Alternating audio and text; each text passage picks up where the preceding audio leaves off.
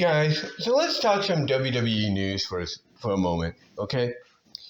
Now, unfortunately, at the beginning of this month, 2 days ago, WWE released early from their contracts 3 talents: Tegan Knox, Indy Hartwell, and Baron Corbin. Now, Indy Hartwell is kind of a surprise because she was still being used somewhat on television in her, team up with, Candice LeRae, and I guess their association somewhat with Nia Jax, or going to be anyway. But be that as it may, what I find ironic about these releases of Indy, Baron, and Tegan is, because of the release in the way it was, they have 90 days non-compete. Now, what that means is they could still compete independently, and everything, or just rest up, or take care of whatever visa issues, in the case of Indy and Tegan, they have to take care of with their home country of Australia. But be that as it may, what I find ironic about this is when you look at the 90-day compete, or non-compete, the 90-day non-compete, you have essentially, December 1st as the 30th day, the New Year's Day as the 60th day, and then February 1st as the 90th. Now, the reason I find that kind of ironic is because the next day, or around that time frame, is the Royal Rumble. So my assumption is they're letting them go right now to heal up from any injuries they might have and work out any international, I guess you could say, passport visa issues they might have, but also try to, I guess you could say, reinvent and reinvigorate themselves once again. So that way, when they do come back, if WWE decides to have them come back, they'll once again have that spark that they used to have. And I could see that. I could potentially see that happening. Now, you might say, it's not going to happen because Tegan Knox has made it clear that she wasn't happy with WWE. And Baron and Indy, they might be better off going elsewhere. And that's true. That's true. They might. But I think, honestly, this is where the ID program that WWE has created is going to come in handy because, in case you guys don't know, I'm going to make it simplified here because I haven't read the entire article, the information on it. But basically, this ID program is essentially pre-NXT. It's basically NXT before NXT, if you catch my drift. Basically what it is it's opportunity for WWE to go and associate and partner with several independent promotions, minor independent, major independent, you name it, and utilize them in return to potentially take certain talent to WWE via NXT, or if they feel that talent is already ready for the main roster, straight to Raw and SmackDown. That's what this whole ID program is. And they already have several independent promotions or minor, major independent promotions signed up to be part of this in the long run. Now, the reason I bring that up along with, when it comes to Tegan, Baron, and Indy is because I feel what's going to happen is they will show up on these independent areas, non-televised, because that's part of the 90-day deal. You can't be on television or screen on any circumstance. But I see them basically showing up at these indie places, kind of trying to rejuvenate themselves, reinvent themselves, kind of be themselves again, find that spark. And I think what will happen is, along with WWE looking at some new faces and everything to bring in, they'll notice maybe, hey, Tegan's got that spark back again that we've known about her, and she's showing a new side of her. Let's bring her back. Same with Indy and same with Baron. And what I believe is going to happen, whether that's the case or not, what I think is going to happen because of the uniqueness of this 90-day situation is they might show back up in the men's and women's Royal Rumble matches in the near future, possibly that weekend of the first weekend of February. That's what I think could happen. Now, could I be wrong? Absolutely.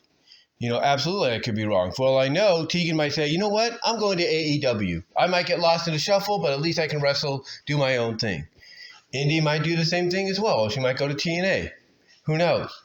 Or maybe Indy and Baron might say, you know what, we tried it, we were good, but it's not for us, we'll hang it up. Indy, I could see maybe doing that because even though she tried and she was NXT Women's Champion, I think she basically lost the passion. I think, honestly, some people would say you could see it in their face that they were losing the passion, the enthusiasm. I think Indy's the kind of person that would follow in the footsteps of a Lacey Evans and basically say, you know what, I tried it. I tried it for 6 years or whatever. But, and I was successful. Yeah, I won a title. But, it's not for me. Going to hang it up. That might be what she does. But we'll have to see. But I could definitely see them being back in the company by Royal Rumble next year. And I think, again, the reason is to let them heal up from any injuries they have, as well as try to reinvent themselves, reinvigorate themselves, and find that spark they once had. So that way, when they come back, they'll feel, they'll feel like they got a new, fresh coat of paint on them, and they can finally be what they were in NXT under Triple H's run there, because now he's running things on the main roster. And I think that's the other reason why they had trouble, outside of some others, kind of readjusting, if you will. This is why I think they had trouble. And mainly it was because of that transition. They were basically among many talents, and there are talents still with the company that are still going through this, in my opinion. But they were just among many talents that basically tried to, do a successful transition, but, from the old regime over to the new, but they couldn't.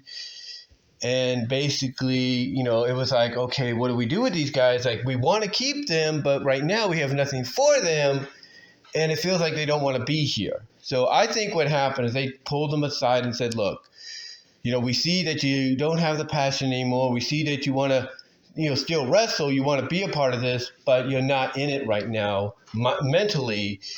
Do you think maybe it'd be best if we just, released you early and then maybe give you 90 days to consider, probably coming back, and maybe within those 90 days, finding that spark again and reinventing and rejuvenating yourself. I guarantee you they talked to them about it, and I guarantee you all three of them are like, yeah, let's go that route. Let's, have the opportunity to, be outside of the company, find ourselves again, and then if we want to, we'll come back. I think that might have been what happens, and might have been what happened, I should say, and I think, honestly, it could lead to them returning at the Rumble. Because, again, you return to the Rumble, then you're returning under a new fully under now the new regime. You don't have no ties to the old regime anymore. You got that fresh coat of paint, so there you go. But I also think, like I said, if they do go the indie route, independent route, that is, that they could end up being seen on these independent circuits, non-televised. That's part of this ID program that WWE's initiating, and they could say, you know what, Indy Hartwell's improving. Let's bring her back. Tegan Knox is improved again. She's shown she's shown she won't get injured as much as she used to, because that obviously was one of her issues. Let's bring her back and everything. And she's showing a new side of herself. Let's bring her back. Same with Baron Corbin. Baron might say, hey, I'm gonna go on the independents. I'm going to try to reinvent myself, be the lone wolf again, bring him back. There you go. So we'll see. But I just think the timing is kind of ironic. It might have to do financially with money as well. And if that's the case, cool too. Because, they will have time to build back up, build up more finances, and then maybe re-sign them if they decide to come back. But I think that's what's going on. But honestly, I think that's what's probably going to happen. Again, I could be wrong. And they might decide to be all elite or total nonstop. But we'll see. We'll see what happens. But let me know what your thoughts are on the whole situation with Indy, Baron, and Tegan. And do you think the timing is kind of ironic that, they're being released 90 days before the Rumble? Just saying. Now, speaking of people, because one of the things that was always talked about, that people brought up, I should say, with these three, was the fact that they had lost. You could you can basically visually see in their face that they weren't in it anymore. They just didn't have that passion anymore. And one could argue that, Triple H kind of had that same facial reaction. Now, not because he lost his passion for WWE. Oh, no, that's far from it. No. But people have said that they could see that Triple H lost his passion, lost his enthusiasm about this whole Saudi Arabia deal. This whole Jeddah, Riyadh, Saudi Arabia deal that's been going on for how many years, I don't know. About 5, 6, 7 years? And it's still got like another 2 years to go, maybe. You could tell that he's just not into it. He is checked out of it. But he's putting his best professional face on there and doing what he has to do. Because unfortunately, he realizes it's business. But you could see just by his own facial reactions, and it's a guarantee. I don't even have to look at his face. I guarantee you Nick Khan, and I guarantee you by an extension, whether people want to admit or not, Ari Emanuel, they're not happy with the Saudi Arabia shows anymore than anybody. They're not happy with them. They're not as enthusiastic about them as they used to be. Well, at least, Triple H and Nick Khan, because they were working with Vince, as they used to be. Because basically, what's the point? What's the point, of these shows happening? I mean, yeah, in the past they tried to put some significance on these shows, and that's great. But what's really the point of them? They're nothing more. I mean, people made this comparison long ago. These shows, as much of importance as they try to put into them, to get people to tune in, these shows are nothing more than glorified live event house shows. That's all they really are. Yeah, they can put all the razzle-dazzle into them as much as they want and put them on the streaming hub on Peacock or before that WWE Network.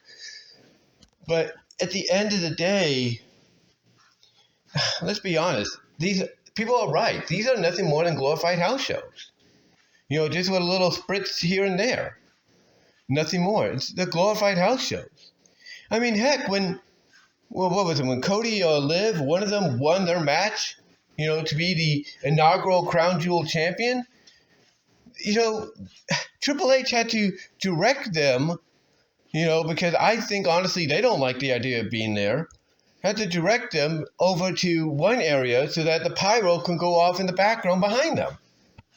That to me, ladies and gentlemen, shows that everybody on that roster, talent, as well as people working behind the scenes and all that. And I guarantee you the people working in the offices at Stamford, Connecticut, I guarantee you are all checked out from this. They are done with this. But they can't get out of it any sooner than they want to. And why? Because there is a fear, in my opinion, that they believe if they try to get out of it before the current contract expires, there could be an international incident. There could be an international incident that would get ugly and violent, in the long run. But, and that's why, I should say, and that's why, even though basically, I guess you could say, not into this as much as they used to be, they will still go out there and do their job to the best of their ability. But again, you could tell just by his facial reactions, by the reactions of the talent and everything. They're like, do we need to do this? Do we have to be here? This is ridiculous. This is dumb. And it's just basically not worth their time. Yes, I get the idea. WWE and by extension TKO, they're getting paid a lot of money. That's great. But they don't have to do this 2 or 3 times a year. Once a year is good enough. Once a year is good enough. Not 2 or 3 times. And you know what? One thing WWE used to do in the past? Everybody, you know what they used to do in the past? They used to make these events. They used to make these kind of international events. That basically people didn't even know about, or whatever the case may be, but most people wouldn't care about, they mostly made a lot of these events exclusive to that country only. They never showcased them to the world. And you know why? Because they knew most of the people watching, they might enjoy some of the matches and everything, but in the end, they know a majority of the fans would be tuned out being like, well, nothing really happened here. This just felt like a glorified house show. And that's what this is looked at. That is what this is looked at, as a glorified house show. And what they need to do, if I'm WWE, if I'm TKO, what they need to do in the near future, ladies and gentlemen, is just start making Crown Jewel exclusive to the Middle East, to Saudi Arabia, to Riyadh, to Jeddah. That's what they should do. They should make it, exclusive to them, and that's it. Leave us, leave Canada, leave Mexico, leave Australia, leave the UK, leave us out of it. Leave us out of it. Because look, I understand that people will come out and say, well, it's helping international relations, it's improving the culture and everything, and that's what they're saying, Yeah, I get that. I understand that, oh yeah, it is improving the culture. Things are getting better, and so on and so forth. And WWE likes to take credit for that. Here's the honest truth. WWE could come out and say that they take credit for helping out in that directive. But the truth is, they could care less about helping there because, honestly, they do not want to be there. Now, here's the thing. I'm not going to say they did not want to be here, or be there, I should say, when it first started. And when it first started, they thought, okay, this is a good idea to mend and grow international relations and help improve the culture and everything out there. And I'm all for that. I'm all for evolving and trying to grow cultures to be more modernized and everything. I get that. But at the end of the day, these shows have become basically very worthless, very nonsensical, filler, and glorified house shows. I mean, once in a while, they've had the occasional championship change hands, story progression, and all that. And that's great. I mean, yeah, they had story progression a little bit with the bloodline situation during the opening match, and that's great. But at the end of the day, ladies and gentlemen, you could tell that not just the fans,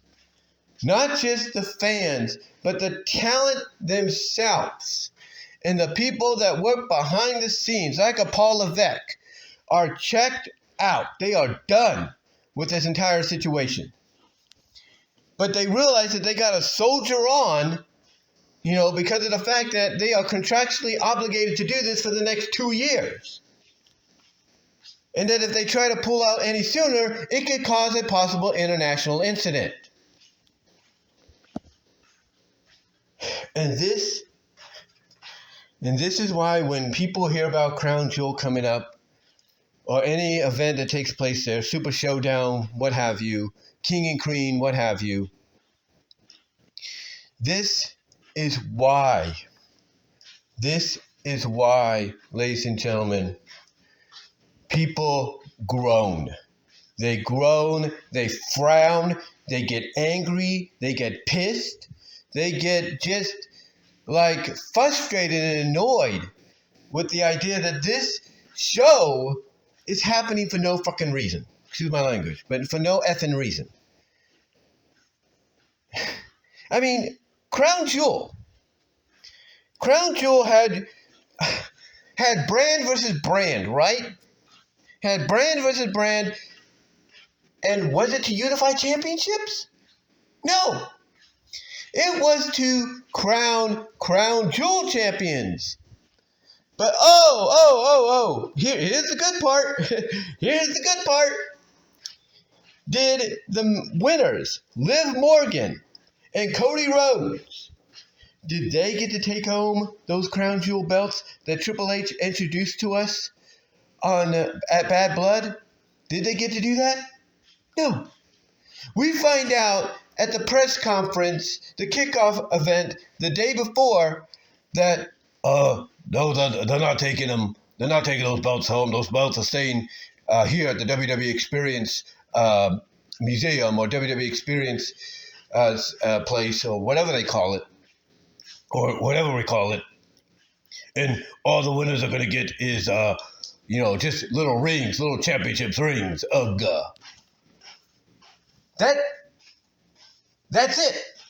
The championship that he displayed, the championships he displayed, the belts, Liv and Cody couldn't even take. Instead, it was like, those are going to stay here at the WWE Experience Museum so that people can look at them on display and everything. And Liv and Cody are going to get rings instead. Really? Really? All this praise, all this hype, all this praise, if you will, for this event, for these championships, if you will. All this praising, if you will, and Cody and Liv can't even take the belts home? I mean, sure, they might get replicas and everything. That's fine because all champions do. When they win a title, they get to get a replica or something like that. But you're telling me that all this really was for rings? That's it? If that was the case, ladies and gentlemen, then why didn't they just do what AEW does or did? Yeah, I'm giving credit to AEW here. AEW, when they wanted to reward a ring to one of the wrestlers for being the best, on the roster at that time, and possibly the company's future world champion, what did they do? Did they send them across the seas to Riyadh? No. Did they have them go champion against champion? No. What did they do? They put every man in a battle royal, in a gauntlet battle royal, casino battle royal, and whoever won it by pinfall, submission, or elimination over the top was the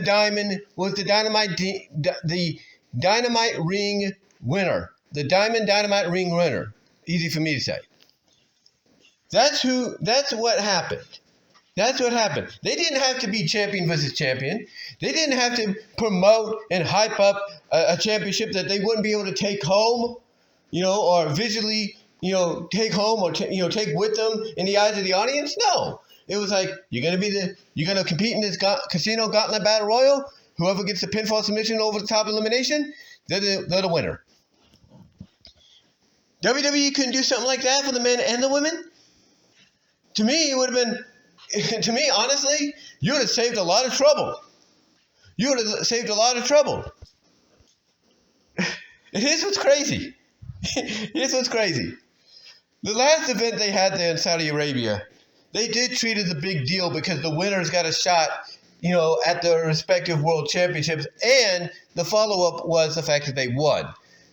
And that was a good move. Here, we're not even 6 months? We're not even half a year from that, which was the King and Queen of the Ring tournament.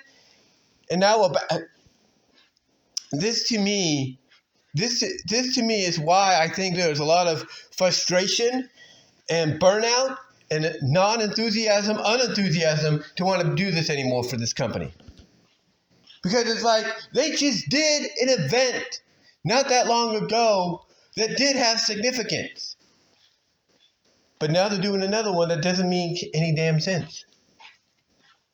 I mean, if you want to crown a champion's champion, all you have to do is basically say, okay, we're going to do a champion versus champion thing on Saturday night's main event. Close out the year with the undisputed champion. Even though we'll still keep the separate championships separate on the brands, we're going to basically have champion versus champion.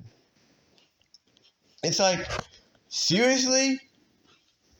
It's like, you could have done something like that and it would have made more sense. But this Lifeless. Lifeless. Honestly. This was nothing more than a glorified house show at the end of the day. This is what WWE has.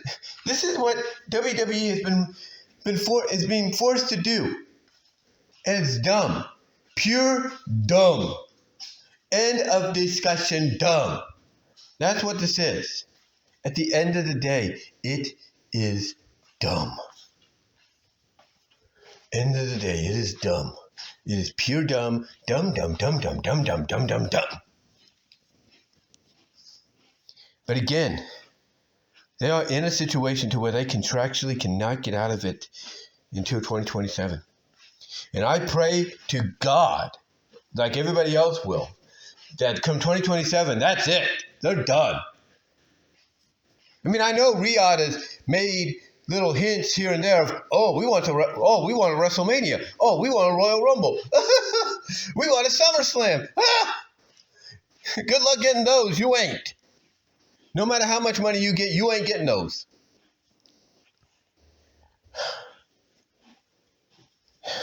The thing is, WWE, you could tell, Triple H, Nick Khan, by extension TKO, Endeavor's Ari Emanuel, Mark Shapiro, many others, they're frustrated with this.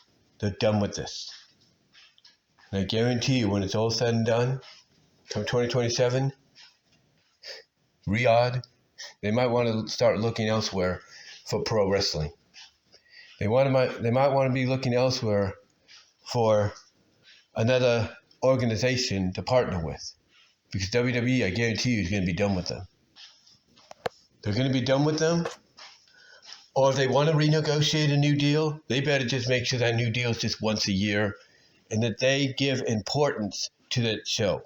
And that show does not interrupt anything they have in progress. Because you know what this did? This interrupted a lot. Okay? I mean, we are supposed to be on the verge, on the road to War Games Survivor Series. And this thing interrupted that. You have Liv Morgan on the taped version of Raw, which airs tomorrow night, gloating that her revenge tour is officially over. Rhea's gone, out of the picture. Well, we all know, storyline-wise, that's just, WWE's way of having her say, yeah, my title reign's about done. I had a good run. I'm going to lose it to Rhea. And who's filling in for Rhea at that time until she makes her return, the following week or so? Io Sky. Not a bad choice, but I'm just saying. But point I'm getting at is that if they're going to keep doing these shows, if they're going to renegotiate for another 5-10 years, then they need to make sure that Riyadh or Jeddah only gets one show. And that show does not interrupt any progress going on in WWE. And most importantly, they need to make sure that show, if it's going to be treated like a glorified house show, is exclusive only to Riyadh and Jeddah. And that's it. Leave us, leave Mexico, leave Canada, leave the United States, leave Japan, leave Austria, you leave the UK, whatever, leave us out of it. And that's all I think should be done if they want to continue this for another 5-10 years after the initial agreement is over. But I don't think they're going to do it. I think after that 2027 agreement is done, they're done. It's over. Because this, to me, is nothing more than the prime example of this being a glorified house show and basically the epitome of interrupting progress. That's what this is. But let me know what your guys' thoughts are on the whole Crown Jewel situation. How do you feel about it? Do you agree with anything I said here? Let me know down below. And do you think Tegan and Baron and Indy will be back by the Rumble because of the time frame? Let me know about that. And let me know if you think the ID program WWE is doing is going to be, helpful, not only potentially for them to return, because, they'll probably be part of these indie shows that indie promotions that WWE is a part of or associated with.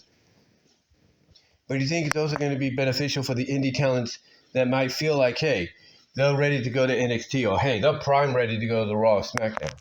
What are your thoughts? Let me know down below. Comment if you like. Like the video, ring the bell for notifications, subscribe to the channel, click on the links down below.